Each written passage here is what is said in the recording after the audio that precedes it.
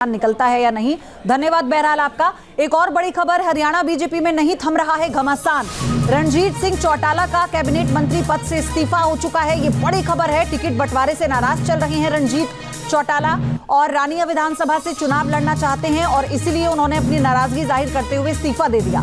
तो बीजेपी ने रणजीत को डबवाली से चुनाव लड़ने का ऑफर दिया था, जिससे उन्हें ऐतराज था। वो मना कर चुके थे क्योंकि वो रानिया से विधानसभा का चुनाव लड़ना चाहते हैं और यही कारण है कि उन्होंने इस्तीफा दे दिया। ये बड़ी खबर इस वक्त आपको बता दें। हालांकि टिकट बंटवारे को लेकर जो ऊहापोह बनी हुई है, ये बीजेपी में लंबे समय से बनी है।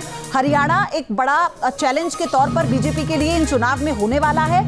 इसी के साथ अब पार्टी ये तय करना चाहती है कि जो लोकल नेता हैं, जो बड़े नेता हैं, जो वहां पर लीडिंग पोजीशन में हैं, कैसे उन सभी को साधा जाए। और सबसे बड़ी बात यह है कि रणजीत सिंह चौटाला का कैबिनेट मंत्री पद से इस्तीफा अच्छे संकेत नहीं है। तो फिलहाल ये बड़ी खबर इस वक्त आपको हम बता रहे हैं। मेरे सहयोगी आप सबसे पहले आपको सुनाते हैं रणजीत चौटाला ने क्या कहा। टिकटें ऐसी गलत कर रही है, ऐसे ऐसे लोगों को दी जा रही है जो जिनको लोग जाते ही चित मारेंगे। हरियाणा बहुत राजनीतिक है, यहाँ तीन तीन तवे चढ़ाते हैं एक ही चूल्हे पे, सबको वो जो है ना फ्राई करके भेज देते हैं। कोई आदमी ऐसा नहीं कि हरियाणा के लोगों को बेवकूफ बना दे। हरियाणा देश का सीन बदलता है।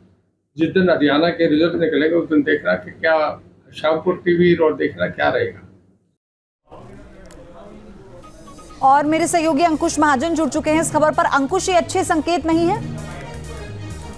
अच्छे संकेत नहीं है। हरियाणा में जिस तरीके से बवाल मचा है, कहीं ना कहीं ये कांग्रेस के लिए भी कहीं ना कहीं चिंता का विषय बन गया। हालांकि बीजेपी ने जब से अपनी टिकट अनाउंस की उसके बाद से लगातार इस्तीफों का दौर जारी है और लगातार पार्टी में कहीं ना कहीं भूकंप वाली स्थिति बनी हुई है, क्योंकि थोड़ी देर बाद कोई ना कोई जो नया इस्तीफा बीजेपी के सामने आ जाता है। अब से कुछ देर पहले रणजीत चौटाला जो कि कैबिनेट मंत्री, उन्होंने इस्तीफा दिया है भाजपा से। इसके अलावा अगर बात की जाए, सावित्री जिंदल जो कि नवीन जिंदल की माता है, उन्होंने भी भाजपा से अलग होने का एक तरीके का ऐलान कर दिया, इंडिपेंडेंट तरीके से चुनाव लड़ने का ऐलान कर दिया है। कविता जैन जो कि पूर्व कैबिनेट मंत्री थी और उनके पति जो मीडिया प्रभारी थे, उन्होंने भी अब बाकी सुर दिखा दिए। लगातार जो खबरें हैं वो सामने आ रही है। हरियाणा में जिस तरीके से इस्तीफों का दौर शुरू है और ना जानिए कब थमेगा। अभी तो 23 टिकटें और आनी बाकी है। उसके बाद देखना होगा कि असल में हरियाणा में कितने बीजेपी नेताओं द्वारा जो इस्तीफे दिए जाते हैं। हरियाणा में जो चुनाव होने जा रहे हैं हमेशा ये जातिकरण समीकरण के ऊपर होते हैं कहीं ना कहीं, लेकिन इस बार जो चुनाव है,